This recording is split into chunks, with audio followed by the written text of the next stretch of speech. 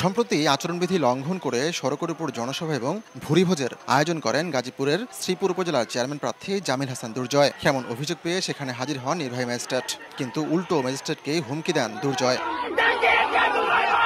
শুধু তাই নয়, দ্বিতীয় ধাপের উপজেলা পরিষদ নির্বাচন হওয়ার কথা ২১ মে, অথচ দফায় দফায় নির্বাচনী আচরণবিধি লঙ্ঘন করে সভা সমাবেশ করেছেন জামিল হাসান।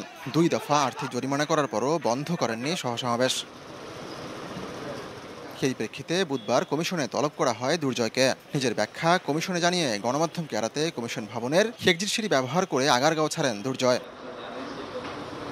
পরে কমিশনের অতিরিক্ত সচিব জানান, নির্বাচনী আচরণবিধি একাধিকবার লঙ্ঘনের অপরাধে নির্বাচন করতে পারছেন না প্রাথমিক ও গণশিক্ষা প্রতিমন্ত্রীর বড় ভাই জামিল হাসান দুর্জয়। ধারাবাহিকভাবে ৩টা অপরাধ করেছে, ওনাকে নির্বাচনী আচরণবিধি লঙ্ঘন করেছে, ম্যাজিস্ট্রেটের কাজে ভঙ্গ করেছে, মিছিল করেছে। সকল অভিযোগগুলো কমিশন আমলে নিয়ে তার বক্তব্য শোনার পরে কমিশন সন্তুষ্ট হয়ে তার প্রার্থিতা বাতিল করেছে।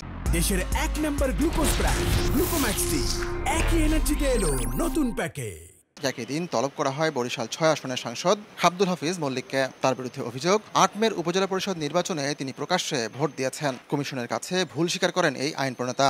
উনি ভুল স্বীকার করেছেন, লজ্জিত হয়েছেন এবং নিঃশর্ত ক্ষমা প্রার্থনা করেছেন এবং ভবিষ্যতে এ ধরনের কাজ করবেন না বলে অঙ্গীকার করেছেন। সকল বিষয়টা কমিশন তার ক্ষমা চাওয়ার বিষয়টা আমলে নিয়ে তাকে অভিযোগের দায় হইতে অব্যাহতি দিয়েছে।